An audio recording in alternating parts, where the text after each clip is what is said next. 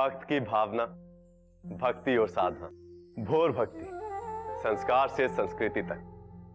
संस्कार और संस्कृति की भक्ति यात्रा का मूल साधन है भगवान और भक्त का संबंध। हम जीवन के राग विराग में पड़कर लगातार अपने भगवान और संस्कारों से दूर होते जा रहे हैं। ये एक विचारणीय बिंदु है। बिग मैजिक का यह मानना है कि आस्था की शक्ति हमारे जीवन में संजीवनी बूटी की तरह काम करती है। श्रद्धा हमें सच्चाई का पथ दिखाती है और यदि हम कभी भटक भी जाएं, तो वह हमें सही और गलत का भेद बताती है, हर अंधकार से बाहर निकलने का मार्ग दिखाती है। किंतु जीवन चाहे कितना भी कठिन क्यों ना हो, यदि हमारे पास आस्था और संस्कार की शक्ति हो तो हम अपने जीवन को सार्थक और सुंदर बना ही लेते हैं। भक्ति की शक्ति हो तो मनुष्य हर समस्या से मुक्ति पा ही लेता है, भोर जीवन की हो या दिन की। यदि मनुष्य भक्तिमय हो तो उसे प्रभु का पावन प्रकाश प्राप्त होता ही है। जीवन और भोर मंगलमय हो ही जाता है। आज के समय में हर पल हर दिन को भक्ति और विचार से भरने की आवश्यकता है। इसलिए हम प्रतिदिन आते रहेंगे, आप तक भक्ति भाव की संजीवनी बूटी पहुंचाते रहेंगे। प्रभु से मांगने और पाने के अपने अपने तरीके होते हैं। कुछ लोग प्रभु से धन की कामना प्रकट करते हैं, कुछ लोग पुत्र, कुछ पद, तो कुछ राज्य। जिसके पास जो नहीं होता वो उसी की याचना लेकर प्रभु के सामने फरियाद करता है।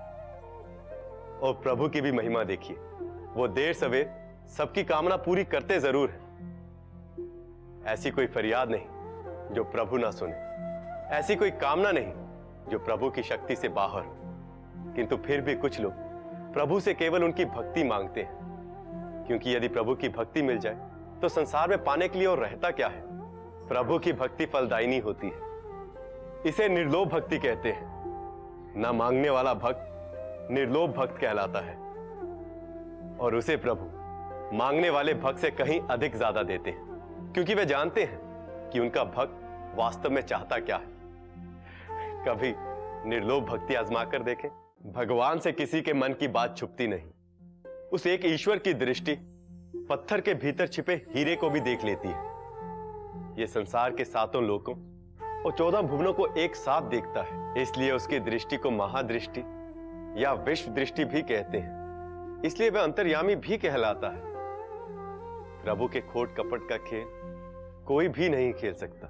इसलिए ही प्रभु अपने उन बंदों को बहुत प्रेम करते हैं जो कि अपने मन की कमियों को देखता है और परखता है, जो अपने अंतर में झांक कर यह देखता है कि उसके मन में मलिनता की कितनी राख भरी है और सुंदरता के कितने फूल खिले हैं। ऐसे भक्त मन के निर्मल होते हैं।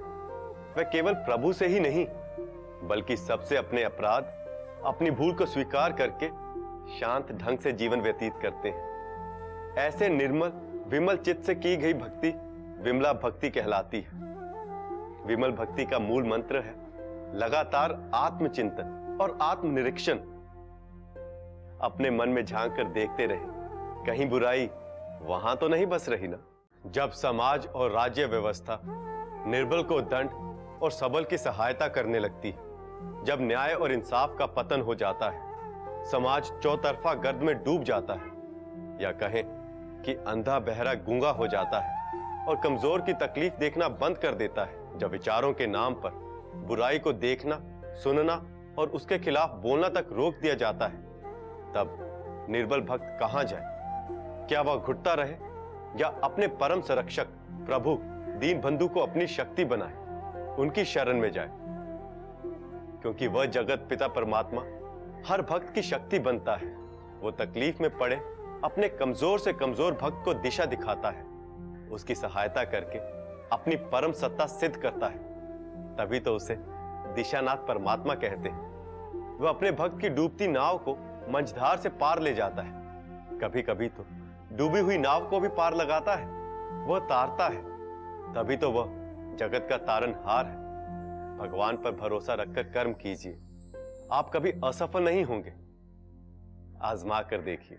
भक्त और भगवान का संबंध अनोखा और महान होता है। भगवान एक साथ ही भक्त का पिता, माता, भाई, सखा सब कुछ होता है। जब भक्त का मन विषाद और दुख से भरा हो, हाथ में केवल असफलता ही आ रही हो, संघर्ष करते करते मन पस्त हो रहा हो, भाग्य साथ न दे रहा हो, कर्म पूर्ण न हो रहा हो, ऐसे में तो घर परिवार, संबंधी, समाज सब उपहास करने लगते हैं। लेकिन एक वो ईश्वर ही है जो अपने भक्तों पर कभी नहीं हंसता। एक वही है जो भक्तों की असफलता और खराब स्थिति पर भी कभी खुश नहीं होता। तभी तो भक्त उस एक ईश्वर के सामने अपनी हर असफलता का रोना रो देता है। वैसे भक्त और भगवान के मध्य कोई पर्दा तो नहीं होता। ये प्रभु की प्रभुताई ही है कि वह भक्त की हर दुर्बलता और असफलता को अपनी असफलता मान लेता है। तो भगवान से अपने हर दुख की विनती कर लेनी चाहिए। इस विनय भक्ति को जरूर अपनाएं, जीवन को सार्थक बनाएं।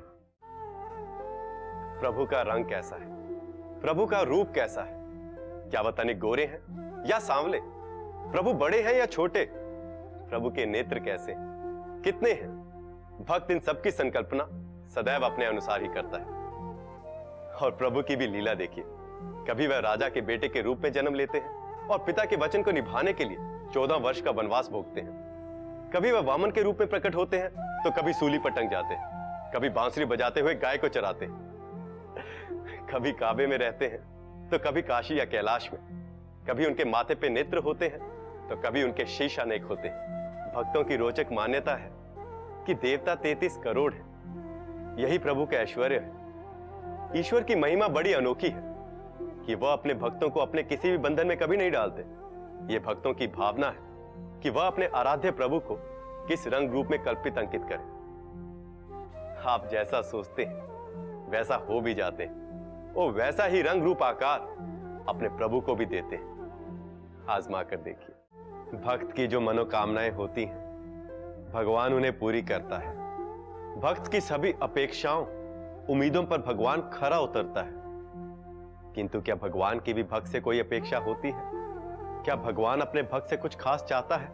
क्या वह भक्त से कुछ मांगता है, कोई इच्छा पूरी करने को कहता है? हाँ, भगवान की भक्त से एक ही अपेक्षा और उम्मीद होती है, एक ही कामना होती है कि उसका भक्त उदार रहे। भगवान तो अपने भक्तों से लड्डू मिठाई नहीं चाहते। वो तो भक्तों में अपनी करुणा और प्रेम शांति देखने का भूखा होता है। भक्त की भगवान से जो भी आशा होती है वह भी भक्तों का ही कल्याण करती है। वह कभी अपने भक्तों से नहीं कहता कि मेरे लिए यज्ञ करो, मंदिर बनाओ, मस्जिद तामीर करो। वह तो भक्तों को यहां तक मुक्त रखता है कि मानो तो देव, नहीं तो पत्थर। लोग सारी दया, करुणा और उदारता की अपेक्षा दूसरों से करते हैं। एक बार तो अपने प्रभु के मन की करें, जो प्रभु के मन को भाए वह करके दिखलाएं। आपका दिन और जीवन सफल होगा। आजमा कर देखिए। कल मिलते हैं एक नई प्रार्थना के साथ और जानेंगे कि क्यों करते हैं हर पूजा, उपासना, यज्ञ, हवन के बाद प्रभु की आरती।